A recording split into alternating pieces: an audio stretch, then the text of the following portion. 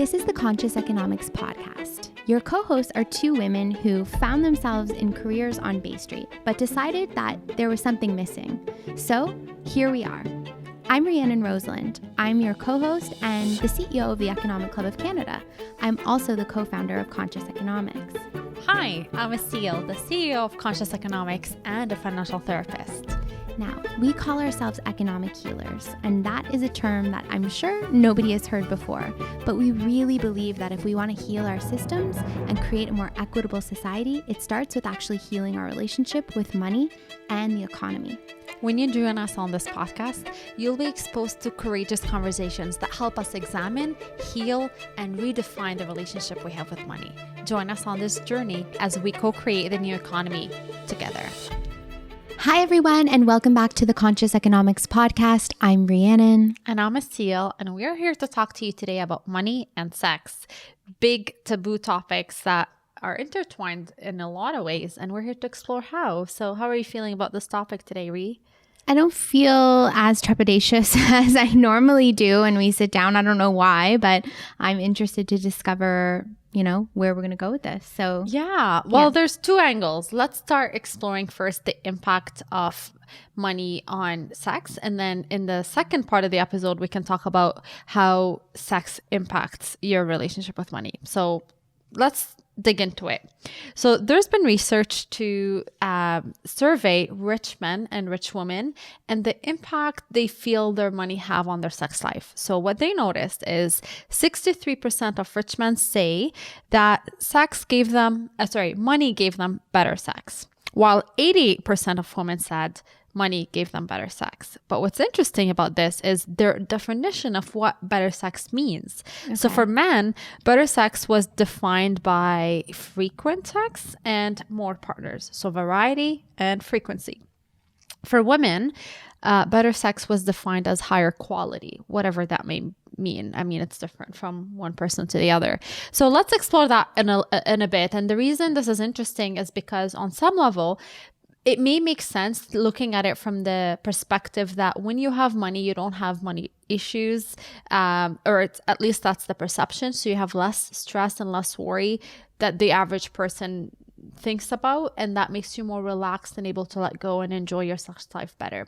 So let's first explore this angle. Yeah, well, I think that nails it for me. And I've spoken about this before publicly, that when I really kind of analyze our current economic system and what it does to our bodies and what it does to our nervous system, like that whole hustle culture, for me as a woman, it destroys my sense of sensuality, my sense of relaxation, my sense of sexual well-being. Yeah. It's like it's taken away because I'm so consumed with the worry of productivity and of pushing forward and of, doing all these other things. And I don't know, but I equate good sex with like connection, depth, and like relaxation. Like it's very, very tied in. Absolutely. And so in this kind of modern society, relaxation is few and far between for many people who are working so hard to try and keep up with the Joneses or make ends meet or whatever it may be. So it's really interesting that women are actually saying that wealth helps them with better sex more than men, because it was 63% versus 88. Yeah. So yeah. But it's true, because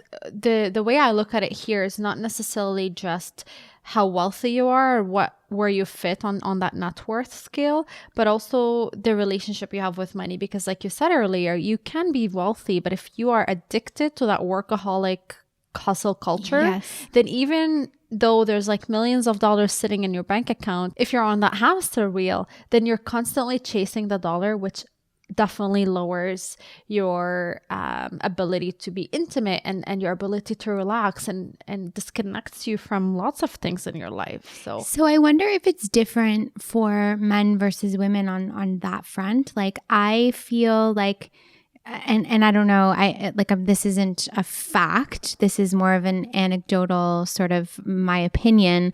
I feel like men can have sex just like anytime, all the time. Like it's a lot easier. Whereas like for me, I have to be in the right like frame of mind. I have to feel kind of relaxed, like I said, and good in my body in order for me to want that or to even enjoy it. And so I wonder if that's also something that's, you know, a factor here. Are we more influenced as women by these money stressors, and does it have a bigger impact on our sex life? I'm not really sure how that, if there's studies around this to show like the gender differences and how these factors impact our sex life. I mean, there's lots of research to discuss the sexual differences between men and women and how it's approached. But the correlation between that and money, I think there's definitely more room for research in these areas and the interconnectedness of these topics. But like our podcast is always a interesting, like we plant seeds for people to start thinking about these things in their own life and to start reflecting on how is it that these topics we bring to you vulnerably and openly and in the raw way that we do, how is it showing up for you in your lives and what you can do about it? Because it's only when you reflect and you're aware about what's going on, then you're able to make changes intentionally and mindfully.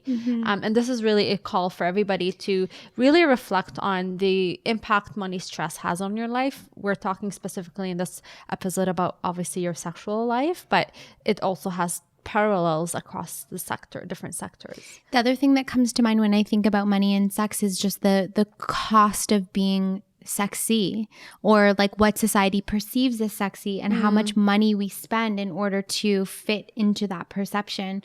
And that can be across the board for men, women, all genders and identities. There's this commercial indoctrination in terms of what sexy looks like, having the right clothes, having the right, you know, pedicure, manicure, this, that, skin, creams, hair. And it's a huge industry, something we can talk about perhaps on another episode. But again, this idea that especially for women, we are often seeing ourselves and objectifying our own selves based on society's, you know, perception or indoctrination of what we should look like or what we should be.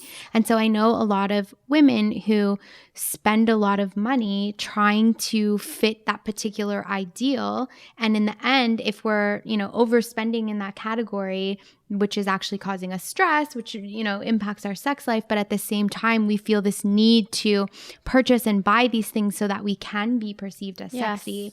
So that's kind of a really interesting thing. I remember this time I had a conversation with you where you were telling me how you associate skinny bodies to wealth. It's a very interesting correlation that you drew based on your own experiences growing up in the neighborhood that you did. And there's a lot of parallels that you were drawing between body weight and sexiness versus the wealth and where you fall on that spectrum. So do you remember what that was about?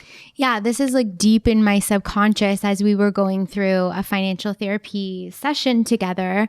And we were able to uncover that I had this really interesting belief kind of deep down there that if you, for me in particular, so it wasn't necessarily imposed on other people, but it was like, I cannot be financially successful to the level that I want to be if I am not in the ideal body shape. And when we kind of rooted down into that, I had a really close friend of mine who was in a very different socioeconomic status, and my like weight was always a comment in that household. And I just always associated like wealthy people with better diets, with like just more access to equipment, gyms, like resources, like all of these things. And so it was very much something that I witnessed growing up. And in my household, money was definitely a struggle. And I grew up on a very highly processed diet. And that was my reality. And there was a lot of shame around that for me. Like even admitting it right now, I felt a lot of shame about those things. And so there was this deep correlation. And where I would feel it kind of come forward the most is when I was traveling and in sort of vacation spots that were sort of luxurious. If I didn't feel ideal in my body, I was like, I don't deserve to be here. And, or like, I can only go to that special vacation spot or that beautiful resort if I am a particular size and in a particular physique. And I don't know if it's because at those places, you would be surrounded by lots of wealthy people who had that, time to put into their bodies. It's really, really an interesting correlation, and not one that is true by any means. Like when we talk about these things, just know that this is like my own programming and belief that I developed based on my unique circumstances. And it's not to say that that is true across the board or that any of these statements are. It's just really our goal here at self-awareness. When we know what these beliefs are, we can understand how they're limiting us, how they're impacting our behaviors, and we can do something about it. And what's interesting about this actually is once we are able to pinpoint how these belief systems started in our life, then we can really start drawing the framework and how they came about, right? And when I think about sexuality specifically, it's all about intimacy, self-love, but it's also being in that like place where you are appreciated and loved to some extent. So money to a lot of people is also that status. Like that's why money and sex are interestingly connected, because sometimes the more money you have, the more you are perceived to be worthy. So that's when people have this void, they chase after either money or sex, and that's where addictions start coming into place to fill these voids that are otherwise too painful to bear. So it's very interesting for me to reflect on this specific point to understand how is it that when we become either more economically well off or less economically well off, how that's then perceived into our sense of inferiority or superiority, and how that impacts our sexual behaviors. Well, don't we as a society perceive wealthy people to just be sexier? Like, is that a correlation that potentially for some people, but for others, I may argue that wealthy people may be perceived as greedy and icky and, like disgusting. So it depends on your belief systems. There's no one size fit all. And this is, again, to go back to your point, this podcast is always an invitation for us to bring these things to light so that you can reflect on what do you think about, or how do you not even think about, how do you feel when you think of, how do you feel when you think about a rich person, and where do you feel that in your body? Like sometimes connecting back to our bodies help us understand how certain things trigger us, right? So if there's like this impulsive disgust, then on some level you associate wealth to be evil or disgusting, or you just repulse it for whatever reason that is, and it's different for different people. But if you actually seek it and you associate status and power for wealth, then you risk the other extreme where you may be so addicted to that chase and you constantly want it. So anything that's out of balance and out of sync with our well-being becomes, harmful. For sure. Yeah. One of the other things that I think about too is just the, billion-dollar anti-aging industry that's directed at all of us, really. Obviously very heavily towards women, because there's this perception that once women turn a certain age, they're just no longer valuable.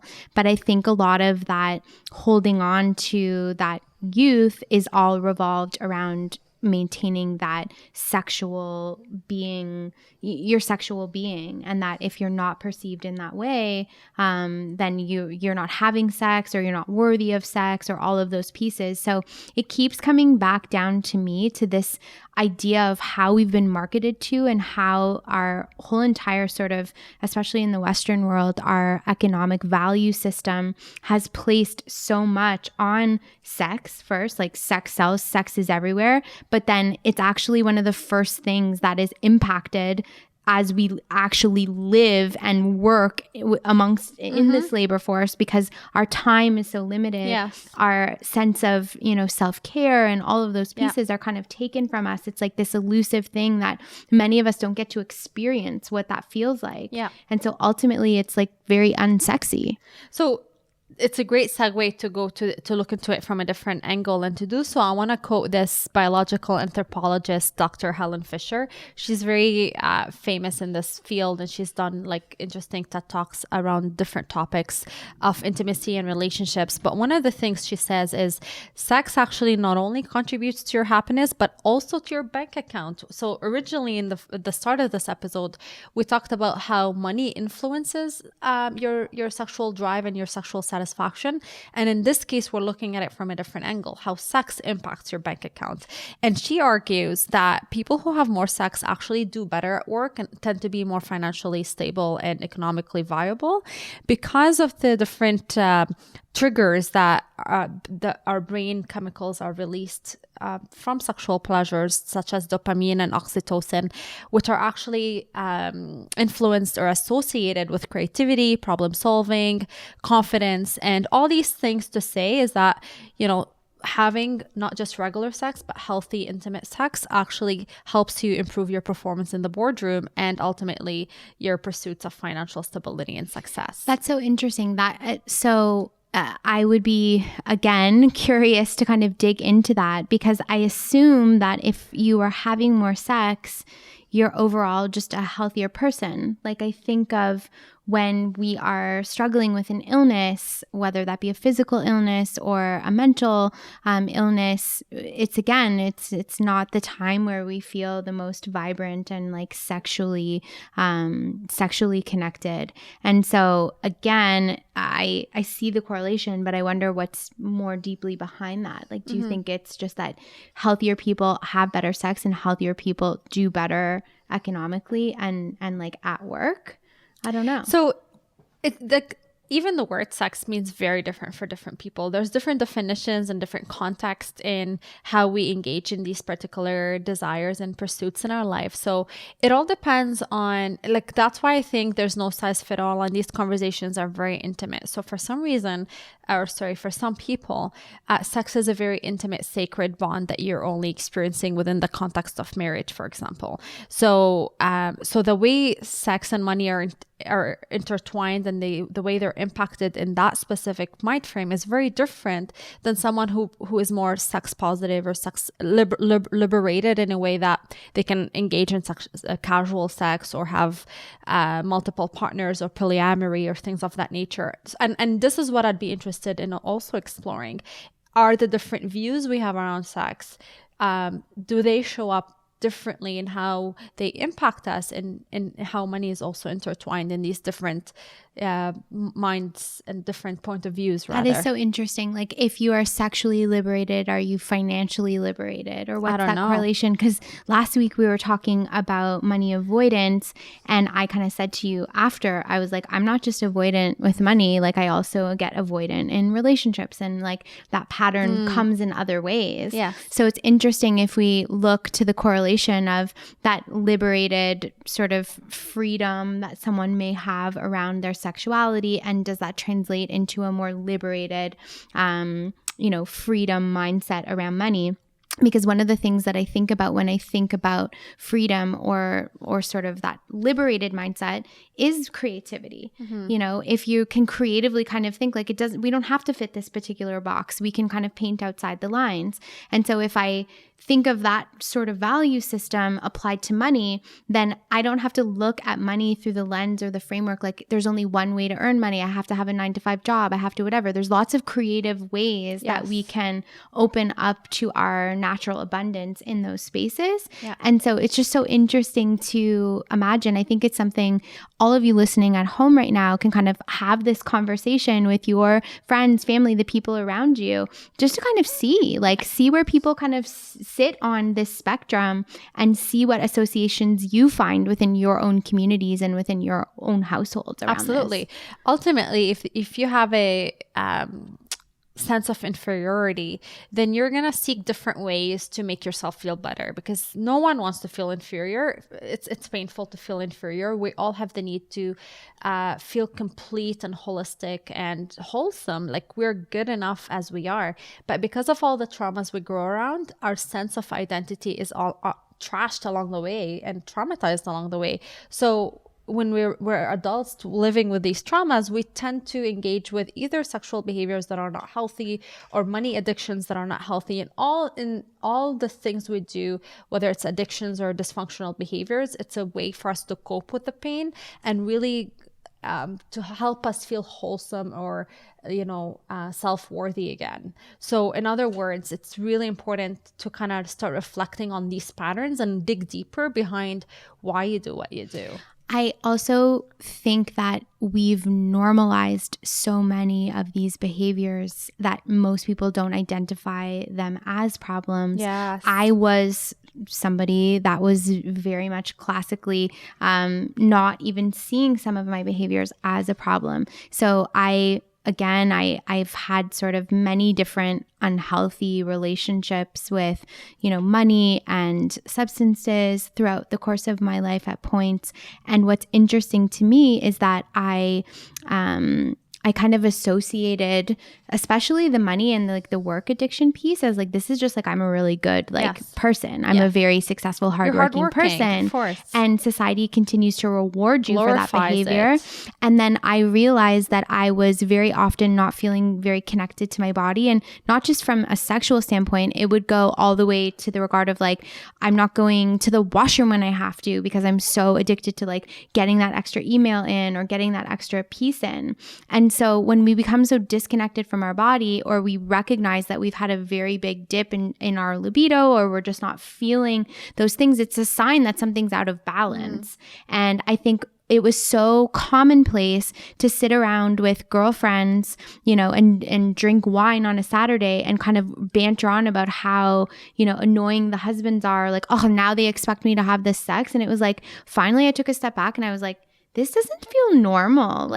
Just because everyone's doing it doesn't mean it's fine. Yeah. And so it's starting to kind of ask those questions and then try to create new behaviors and ultimately a new lifestyle. And for me, that's been a huge journey, but I never even saw my drinking as a problem because everybody was doing it. It was on Friday comes after a hard week of work and you binge drink all weekend, and that's just completely normal, except it wasn't really normal. It wasn't feeling good for me anymore. And so this is the tagline we want to leave everybody with. Just because everybody's doing it does not mean it's fine. So this is really, again, an invitation for you to reflect on how these complex topics show up in your life, and really not just getting aware about what they are, but understanding and really starting to map out what next steps would look like for you when you start recognizing these dysfunctionalities and the limitations in which they're imposing on your life. So I think it's a good time for us to wrap it up. And this is